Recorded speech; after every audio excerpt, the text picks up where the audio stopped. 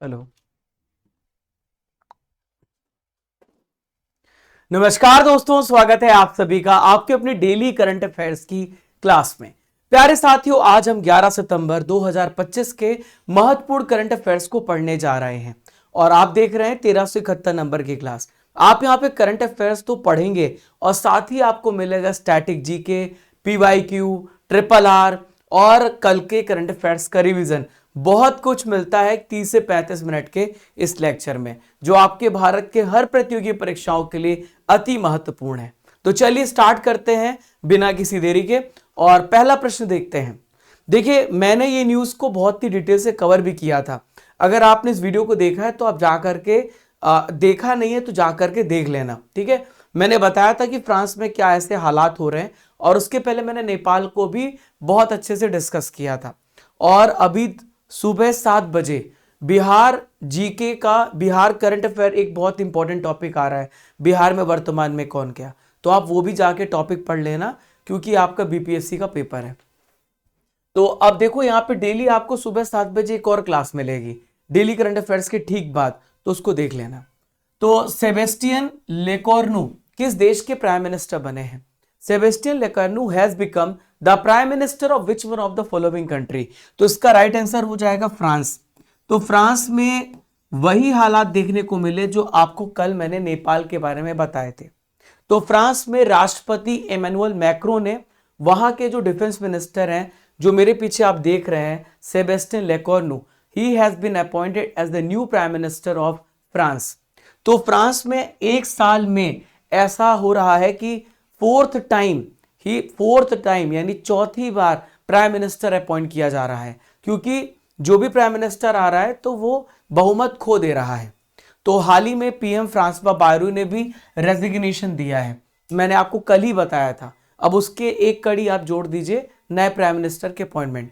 तो last year हम बात करें तो गैब्रियल अटल के इस्तीफे के बाद माइकल बर्नियर पीएम बने थे और उसके बाद वो भी रिजाइन कर चुके हैं और यहाँ पे कंडीशन यहाँ पे फिर से बदल रही है। तो कल मैंने आपको बताया था कि जो मेन रीजन है आखिर ऐसा क्यों हो रहा है, तो जो फ्रांसवा बायरू है इन्होंने बजट पेश किया, ठीक है। और कल मैंने बहुत डिटेल में बताया था, फिर से बता दे रहा हूं। तो जो बजट पेश किया 2026 के लिए, तो प्राइम मिनिस्टर थे ये और इन्होंने बजट पेश किया, तो इन्होंने 4 लाख करोड़ रुपए की कटौती कर दी, 4 लाख करोड़ रुपए की। उसके बाद काफी ज्यादा विरोध हुआ कि बहुत सारे जो वहां पे मजदूर यूनियन है और जो वहां पे एक वामपंथी ग्रुप है, उन्होंने विरोध किया कि आप 4 लाख करोड़ रुपए आप यहाँ पे इसे कम नहीं कर सकते। और इसके पीछे उन्होंने कारण बताया कि 115% जीडीपी का कर्ज बन रहा है फ्रांस के ऊपर। फ्रांस जो है लगातार कर्ज पे दब रहा है, तो हमें यहाँ पे इसे कम करने की जरूरत है। इसीलिए इन्होंने 4 लाख करोड़ रुपए की कटौती करी। उसके बाद बहुत ज्यादा विरोध हुआ और नो कॉन्फिडेंस मोशन पास हो गया इनके ऊपर, और कल मैंने आपको बताया था फिर इनको रिजाइन करना पड़ा। तो इसलिए बहुत ज्यादा विरोध हो रहा था। अब यहाँ पे प्राइम मिनिस्टर बदल दिए गए हैं और यहाँ के जो राष्ट्रपति हैं इमैनुअल मैक्रोन, उन्होंने लोगों को आश्वासन दिया है कि आप चिंता ना करें, कटौती नहीं होगी। हालांकि जो मजदूर यूनियन थी और जो वहाँ का वामपंथी ग्रुप था, उनका ये मानना है अगर आप कटौती करोगे तो जो गरीब लोग हैं जिनको सामाजिक स्कीम्स का फायदा दिया जाता है, सोशल स्कीम्स का, तो वो यहाँ पे वंचित रह जाएंगे, इसलिए आप कटौती ना करें। इसीलिए यहाँ पे 1 लाख लगभग पब्लिक कल इकट्ठा हो गई थी। तो ये मैं आपको कल बताया भी था। तो अब फ्रांस के बारे में थोड़ा चर्चा कर ले, फ्रांस कहाँ पे है, कहाँ पे लोकेटेड है। तो अब फ्रांस को गौर से देखो, ये फ्रांस है।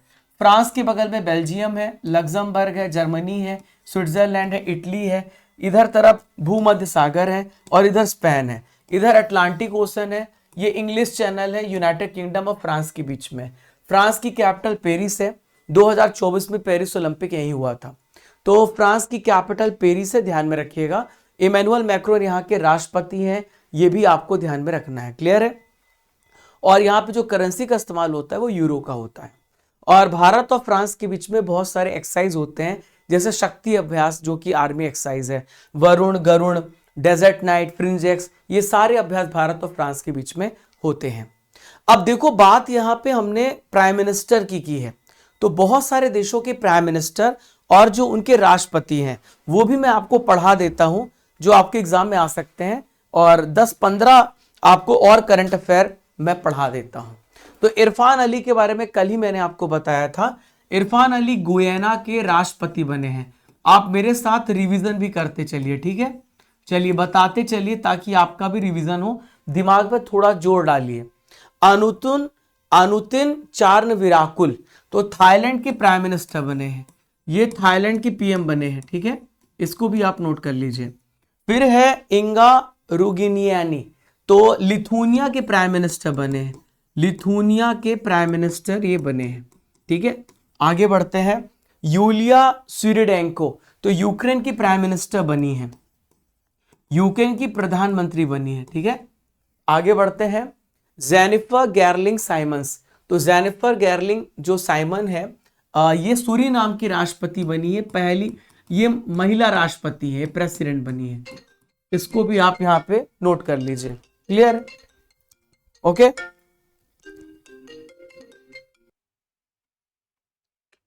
देखिए अगले यहां पे हम देखते हैं लीजी म्यूंग। तो लीजी म्यूंग जो है वो साउथ कोरिया के प्रेसिडेंट है, साउथ कोरिया के राष्ट्रपति, साउथ कोरिया के राष्ट्रपति हैं।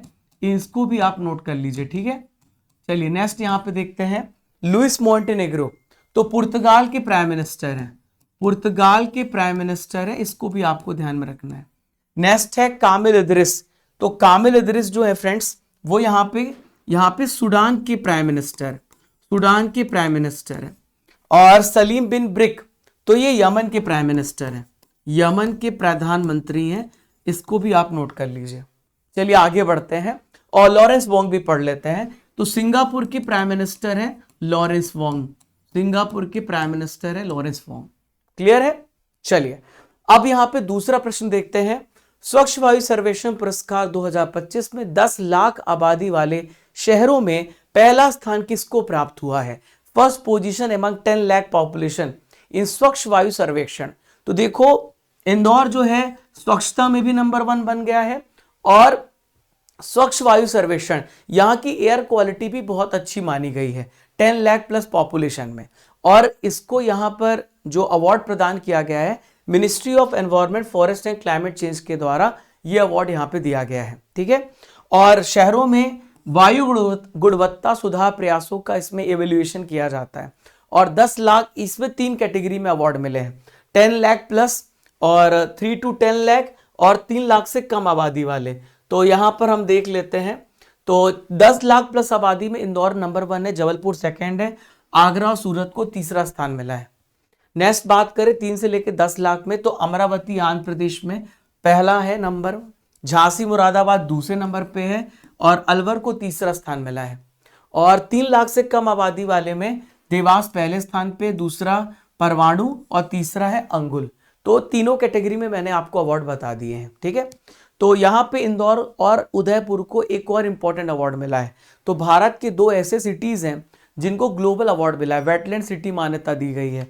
तो यहाँ पे इंदौर को एक्सीलेंट अर्बन वेटलैंड मैनेजमेंट यानी उत्कृष्ट शहरी वेटलैंड प्रबंधन हेतु अवार्ड मिला है। और उदयपुर को अपनी लेक्स की प्रोटेक्शन करना, इको टूरिज्म को बढ़ावा देने के लिए यहाँ पे सम्मान दिया गया है।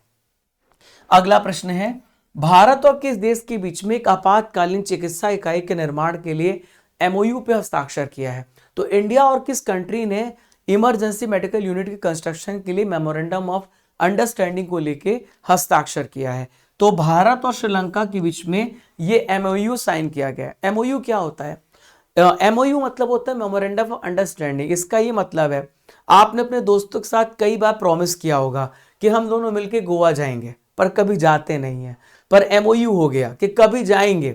तो जब हम किसी फ्यूचर में कोई काम करने वाले होते हैं और उसका एग्रीमेंट करते हैं उसे एमओयू कहते हैं। तो यहाँ पे भारत और श्रीलंका ने इमरजेंसी चिकित्सा यूनिट के निर्माण के लिए एमओयू पर सिग्नेचर किया है। और ये जो इमरजेंसी चिकित्सा यूनिट होगी ये मन्नार श्रीलंका में एस्टेब्लिश की जाएगी, ठीक है, सेटअप की जाएगी। तो इस परियोजना में भारत सरकार 600 मिलियन श्रीलंकाई रुपए सब्सिडी के रूप में या असिस्टेंस के रूप में प्रदान करेगी। तो इस यूनिट में बहुत सारे जो इक्विपमेंट्स होंगे, बहुत ही मॉडर्न मेडिकल इक्विपमेंट्स का इस्तेमाल किया जाएगा, सप्लाई किया जाएगा। अब बात कर लेते हैं फ्रेंड्स श्रीलंका की। तो श्रीलंका और भारत के बीच में जो रिश्ते हैं वो हमेशा से अच्छे रहे हैं, और बीच में पाक स्टेट पड़ता है, गल्फ ऑफ मन्नार पड़ता है और एडम्स ब्रिज पड़ता है, जो भारत और श्रीलंका को कल्चरली जोड़ता है। अगर आप देखिए श्रीलंका की जो कैपिटल है दो है, श्री जयवर्धनेपुरा कोटे और कोलंबो, और अनुरा कुमार दिशानायके यहाँ के प्रेसिडेंट है, हरिनी अमरसूरिया यहाँ के प्राइम मिनिस्टर है। जो करेंसी यूज होती है वो श्रीलंकाई रुपया है। अब भारत और श्रीलंका के करंट अफेयर्स को भी पढ़ लेते हैं। तो फेस्टिवल हुआ है एक इंडियन सिनेमा का 2025 में, कहां पर हुआ है? श्रीलंका में हुआ है। देखो भारत और श्रीलंका के बीच में एक्सरसाइज होता है जिसे कहते हैं स्लाइनेक्स, भारत और श्रीलंका के बीच में होता है, और एक एक्सरसाइज भी होता है, मित्र अभ्यास भी होता है। ये कोलंबो में हुआ। श्रीलंका के वास्का डूमा में अशोक स्तंभ की एक रेप्लिका का इनॉग्रेशन किया गया है। श्रीलंका की कोटलियावाला रक्षा विश्वविद्यालय ने हिंदी भाषा कार्यक्रम की शुरुआत करी है। श्रीलंका में पोसोन पोया पर्व भी मनाया गया है। तो ये इंपॉर्टेंट करंट अफेयर है जो कि आपसे पूछा जा सकता है।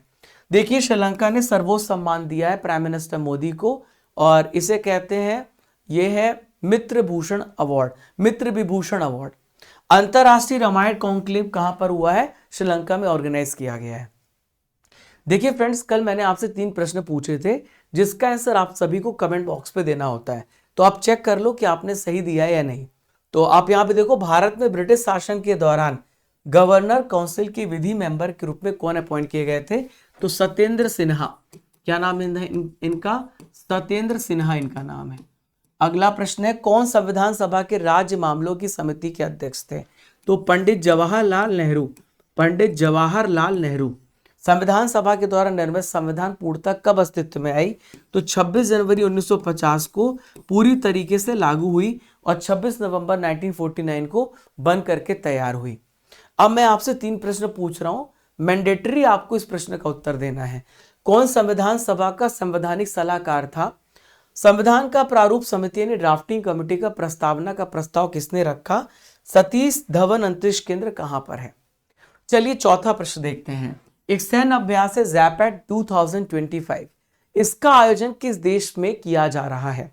तो ज़ैपेट जो अभ्यास है ये रशिया में हो रहा है। कहां पे हो रहा है? रशिया में। तो ये मिलिट्री एक्सरसाइज रशिया के निजनी में हो रहा है।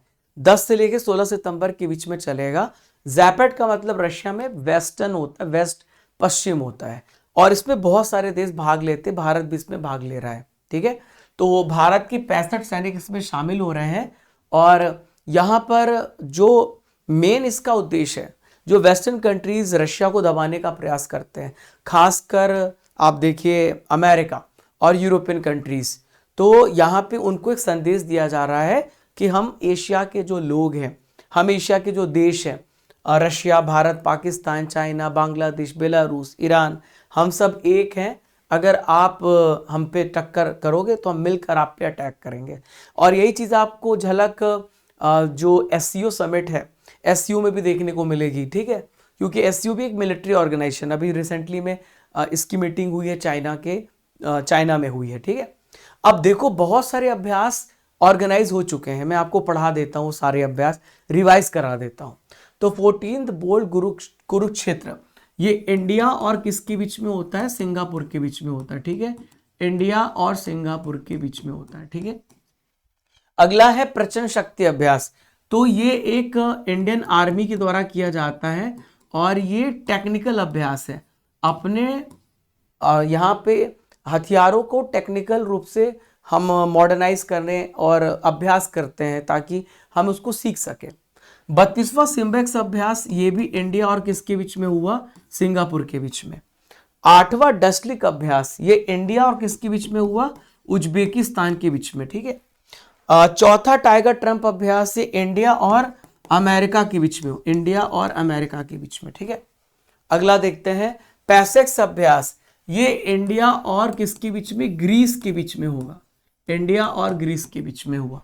17वां नोमैडिक एलिफेंट 2025, इंडिया और मंगोलिया के बीच में। ठीक है, अगला है 8वां शक्ति अभ्यास, इंडिया और फ्रांस के बीच में, इंडिया और फ्रांस के बीच में। पहला टाइगर क्लॉ हुआ है इंडिया और अमेरिका, ये बहुत इंपॉर्टेंट है, इसको ध्यान में रखना। तीसरा प्रहार, ये हमारी इंडियन आर्मी ही करती है। ठीक है, भारतीय सेना ही हमारी एक्सरसाइज करती हैं। ठीक है, चलो तो हमने इंपॉर्टेंट अभ्यास को भी पढ़ लिया। अब देखते हैं पांचवा प्रश्न, किस राज्य के चीफ मिनिस्टर ने गोदावरी जल परियोजना के फेज 2 फेज 3 का शुभारंभ किया है? तो किस राज्य के चीफ मिनिस्टर, देखो गोदावरी के लिए यहाँ पे तेलंगाना इसका राइट आंसर हो जाएगा। ठीक है, तेलंगाना इसका सही आंसर हो जाएगा। तो तेलंगाना के सीएम है रेवंत रेड्डी साहब, जो कि कांग्रेस पार्टी से बिलोंग करते हैं। हैदराबाद में गोदावरी जल परियोजना का फेज 2 और फेज 3 का इन्होंने इनॉग्रेशन किया है। तो इसका जो मेन ऑब्जेक्टिव है, हैदराबाद और उसके आसपास के रीजन में आने वाले समय में जो पानी का सप्लाई है वो प्रॉपर रहे, यहाँ पे पर्याप्त पेयजल उपलब्ध कराया जाए, और जो मूसी नदी है वहाँ पे उसको वापस से रेजुविनेट करना, पुनरुद्धार करना है, ताकि वो उसमें पानी हमेशा बना रहे। तो इस परियोजना का लागत आएगा 7,360 करोड़, और इसे टारगेट है दिसंबर 2027 तक पूरा करना है। तो अब बात कर लेते हैं गोदावरी नदी कहाँ से निकलती है।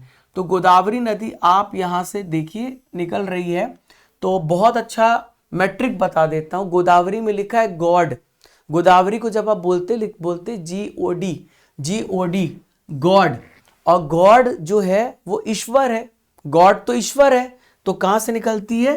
त्र्यंबकेश्वर से। त्र्यंबकेश्वर से आपको याद रखना है। ठीक है, त्र्यंबकेश्वर, नासिक। तो गोदावरी जो है नाक से निकलती है, नासिक महाराष्ट्र से निकलती है। इसकी लंबाई 1465 किलोमीटर है, दक्षिण भारत की सबसे लंबी नदी है और इसे वृद्ध गंगा कहा जाता है। ठीक है, भारत की दूसरी सबसे लंबी और दक्षिण भारत की सबसे लंबी नदी। अगर देखें तो ये महाराष्ट्र, तेलंगाना, आंध्र प्रदेश, छत्तीसगढ़, उड़ीसा, ये इसके ड्रेनेज बेसिन है।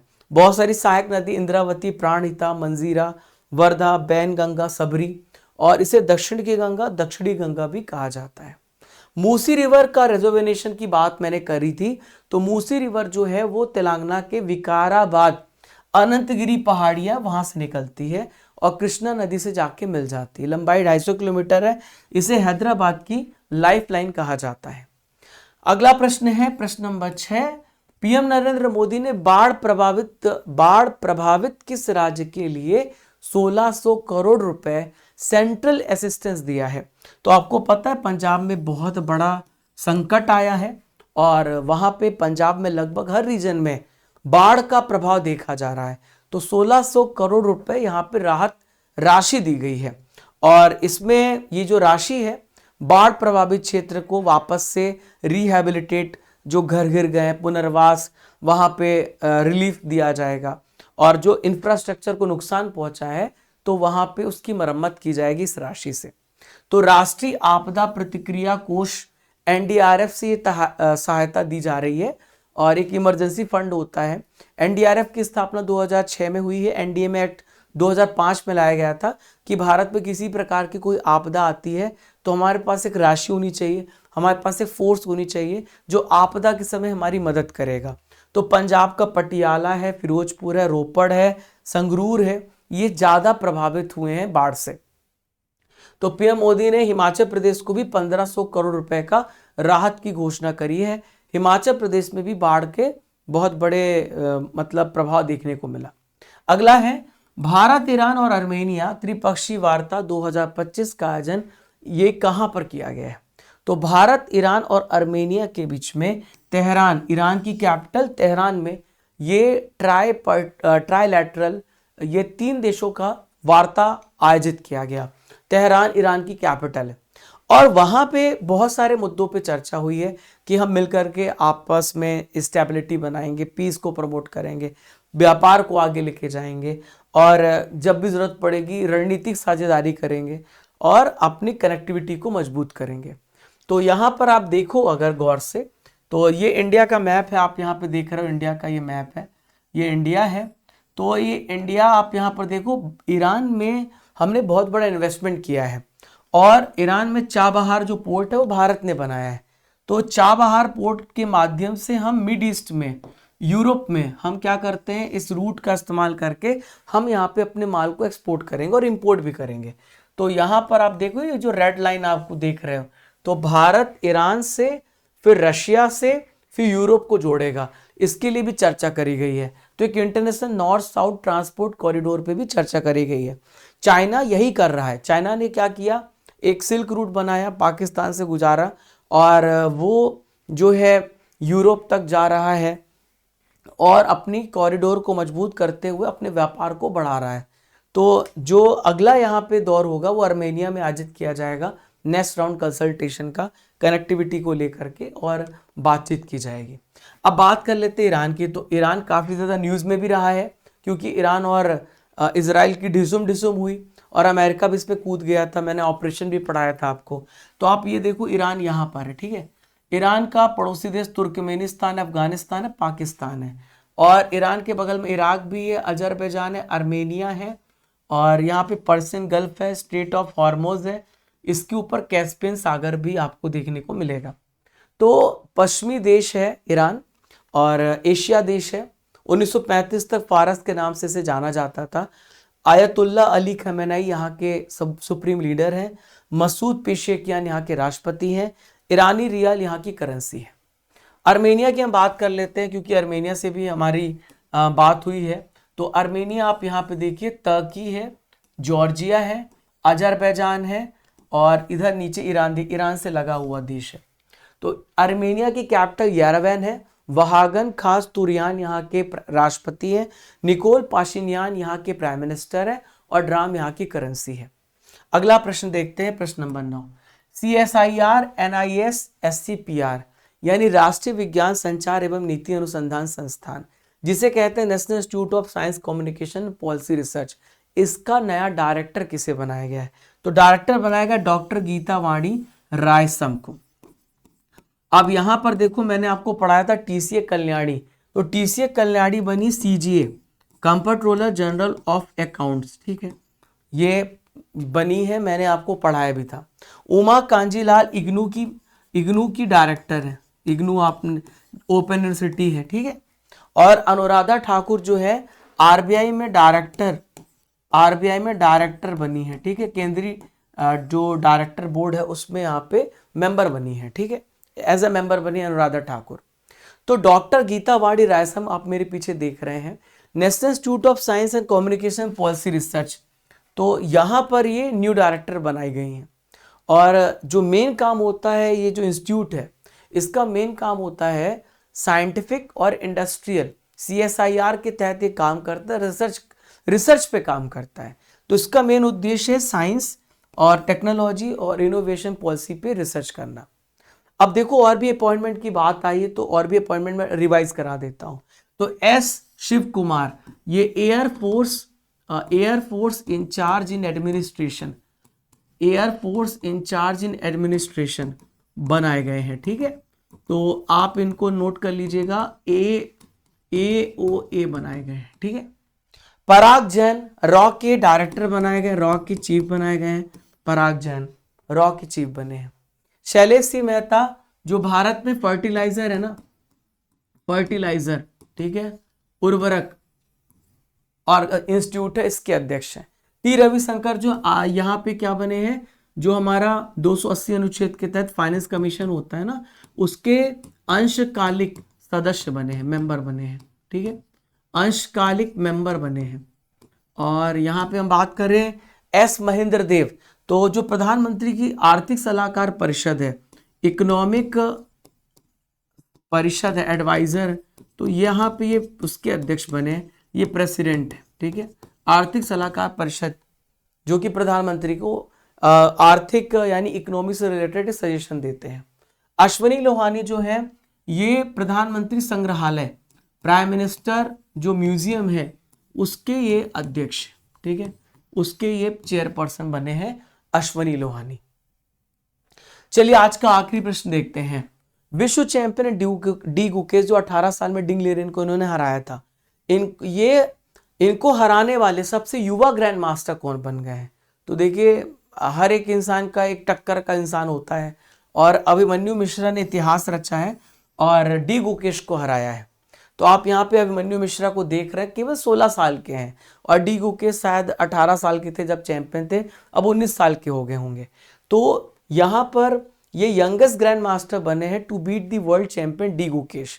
तो मिश्रा 2021 में 12 साल 4 महीने 25 की उम्र में ग्रैंड मास्टर भी बने थे और 2019 में सबसे कम उम्र के इंटरनेशनल मास्टर बने थे। ठीक है, अब देखो मैं चेस से रिलेटेड करंट अफेयर में आपको पढ़ा देता हूं। तो दिव्या देशमुख 2025 की फीडे महिला विश्व कप की विजेता बनी है। और यहाँ पे हम बात करें, पहली भारतीय महिला है जिन्होंने फीडे महिला विश्व कप जीता है। दिव्या देशमुख भारत की 88 नंबर की ग्रैंड मास्टर भी हैं। और अरविंद चिदम्बरम ने 6th स्टीफन अफगान मेमोरियल को जीता है। प्रश्न नंबर 11 देखते हैं। 9/11 आज 11 तारीख है और ये अमेरिका के लिए ब्लैक डे रहा है। तो ये मनाया जाता है, कब मनाया जाता है? तो आज 11 सितंबर को 9/11 मनाया जाता है। बताता हूं आपको क्या इंसिडेंट हुआ था, क्या घटना हुई थी। तो आप यहाँ पर देख सकते हैं, ये वर्ल्ड ट्रेड सेंटर है। यहाँ पर एक एरोप्लेन आई जो आतंकियों से भरी हुई थी और जाकर के टकरा गई, तो पूरा वर्ल्ड ट्रेड सेंटर गिर गया। और ये घटना 11 सितंबर 2001 को हुई थी। अमेरिका में एक बहुत बड़ा टेररिस्ट अटैक हुआ था। 19 आतंकी जो कि अलकायदा से बिलोंग करते थे, 4 अमेरिकी विमानों का अपहरण किया गया, हाईजैक किया गया और जा करके वर्ल्ड ट्रेड सेंटर पे उसे, वहां पे वर्ल्ड ट्रेड सेंटर के ट्विन टावर से जाके टकराए 2 विमान। तो तीसरा विमान जो था वो पेंटागन अमेरिका के रक्षा मंत्रालय से जाके टकराया और चौथा विमान पेंसिल्वेनिया के खेत में गिरा था। ये 4 विमान को जो हाईजैक किया गया था, 2 गए थे twin towers world trade centre और एक गया था अमेरिका के रक्षा मंत्रालय में और एक गिरा था पेंसिल्वेनिया के खेत में। इस हमले से लगभग 3000 निर्दोष लोग मारे गए और हजारों लोग घायल हो गए। तो ये डे अमेरिका के इतिहास में ब्लैक डे के रूप में मनाया जाता है और अल कायदा जिम्मेदार था, ओसामा बिन लादेन इसने नेतृत्व किया था। तो अब मैं आपको सितंबर महीने के महत्वपूर्ण दिवस पढ़ा रहा हूं। तो LIC का स्थापना दिवस कब मनाते हैं? 1 को। और LIC का स्थापना दिवस जिस दिन मनाते हैं तो राष्ट्रीय पोषण सप्ताह भी मनाते हैं। विश्व नारियल दिवस 2 सितंबर को, राष्ट्रीय शिक्षक दिवस 5 सितंबर को, अंतर्राष्ट्रीय साक्षरता दिवस 8 सितंबर को, हिमालय दिवस 9 सितंबर को और वर्ल्ड इलेक्ट्रिक व्हीकल डे 9 सितंबर को और विश्व आत्महत्या निवारण दिवस तो ये 10 सितंबर को और राष्ट्रीय वन शहीद दिवस 11 सितंबर को मनाते हैं। आगे देखते हैं, हिंदी दिवस 14 सितंबर को, इंजीनियर्स डे 15 सितंबर को, अंतर्राष्ट्रीय लोकतंत्र दिवस 15 सितंबर को, ओजोन परत संरक्षण दिवस 16 सितंबर को, विश्व रोगी सुरक्षा दिवस 17 सितंबर को, हैदराबाद मुक्ति दिवस भी 17 सितंबर को, विश्व अल्जाइमर डे और अंतर्राष्ट्रीय शांति दिवस 21 सितंबर को मनाते हैं। विश्व नदी दिवस 24 सितंबर को मनाते हैं। ठीक है, विश्व फेफड़ा दिवस ये 25 सितंबर को, विश्व पर्यटन दिवस 27 सितंबर को, विश्व हृदय दिवस 29 सितंबर को, अंतर्राष्ट्रीय अनुवाद दिवस 30 सितंबर को मनाते हैं। तो प्यारे साथियों, आपने सारे इंपॉर्टेंट करंट अफेयर्स को बहुत ही डिटेल से पढ़ लिया है और अब बारी है RRR की, जहां पे अगस्त महीने के करंट अफेयर्स का हम कंप्लीट रिवीजन करने जा रहे हैं। किस राज्य में महिलाओं के लिए नारी अदालत की शुरुआत करी गई है? तो सिक्किम में इसकी शुरुआत करी। कमेंट बॉक्स पे आप चालू हो जाइए। किस राज्य में बर्दा क्षेत्रों को शेरों का दूसरा आवास घोषित किया गया है? तो गुजरात इसका राइट आंसर होगा। छोटा भीम की नई कॉमिक श्रृंखला किस मंत्रालय के प्रकाशन विभाग के द्वारा लॉन्च करी गई है?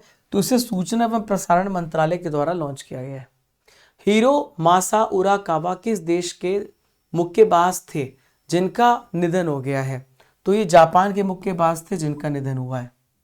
तमिलनाडु की नई राज्य शिक्षा नीति 2025 में किस भाषा को अनिवार्य नहीं किया गया है? तो इसमें हिंदी को मैंडेटरी नहीं किया गया है।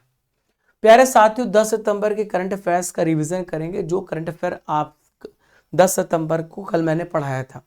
CP राधाकृष्णन भारत के किस नंबर के उपराष्ट्रपति बने हैं? 15 नंबर के। KP शर्मा ओली किस देश के प्रधानमंत्री थे जिन्होंने पद से रिजाइन किया है? तो ये नेपाल के प्राइम मिनिस्टर थे। डॉक्टर नवीन राम गुलाम किस देश के प्राइम मिनिस्टर हैं जो भारत की 8 दिनों की यात्रा पर आए हुए थे? मॉरिशस। देश की पहली बांस आधारित बायो रिफाइनरी किस राज्य में खोली जाएगी? तो असम में खोली जाएगी। हाल ही में भारत और किस देश के बीच में द्विपक्षीय निवेश समझौता हुआ है? तो भारत और इजराइल के बीच में। भारत का चौथा पूर्ण साक्षर राज्य कौन सा है? हिमाचल प्रदेश। डायलॉग नेस्ट सम्मेलन 2025 का आयोजन कहां पर किया गया है? न्यू दिल्ली में। फ्रांसवा बायरो किस देश के प्रधानमंत्री थे जिन्हें पद से हटा दिया गया है? फ्रांस के। पीएम मोदी स्वस्थ नारी सशक्त परिवार अभियान कब लॉन्च करेंगे? 17 सितंबर को। Central Asian football association Nations cup 2025 में भारत ने कौन सा मेडल जीता है? तो ब्रॉन्ज मेडल जीता है। भारत की साक्षरता दर बढ़कर कितनी हो गई है? 80.9%। कैमल इंटरनेशनल अवार्ड 2025 किसे मिला है? यूनुस अहमद को अवार्ड मिला है। प्यारे साथियों, ल्यूसेंट जीके में हम यूपी ट्रिपल एससी 7 सितंबर के पेपर को डिस्कस करेंगे जो प्रश्न आया हुआ था। तो हम ऐसे ही करेंगे जो प्रश्न आए हुए हैं हर एग्जाम में। तो 9वीं पंचवर्षीय योजना का मेन फोकस क्या था? तो 9th 5 ईयर का मेन उद्देश्य था सामाजिक न्याय, समानता के साथ विकास, growth with social justice and equity. 20 दिसंबर 2024 को भारत सरकार ने हरित टिकाऊ बुनियादी ढांचा परियोजना के समर्थन हेतु किस अंतर्राष्ट्रीय संगठन के साथ $500 मिलियन का ऋण समझौते पर हस्ताक्षर किया था? एशियाई विकास बैंक के साथ, एडीबी के साथ। गैट का तात्पर्य क्या है? गैट का फुल फॉर्म क्या है? तो general agreement on trade and tariff.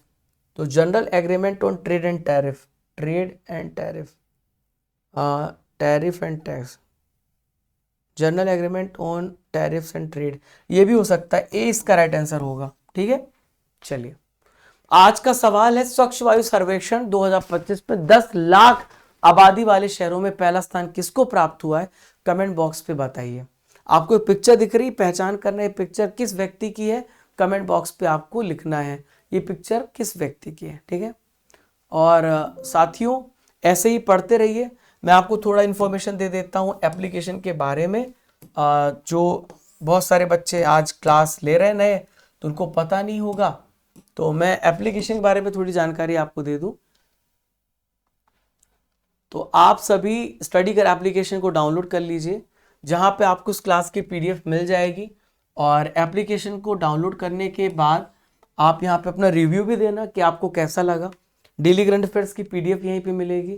Courses and PDF में अर्जुन जेएस फाउंडेशन बैच मिलेगा, और इंग्लिश मीडियम की 2024-2025 की 12 महीने का पैकेज मिलेगा। 1000 topic wise static PDF, current affair PDF मिलेगा, और ई बुक्स मिलेगी, और टेस्ट पास मिलेगा।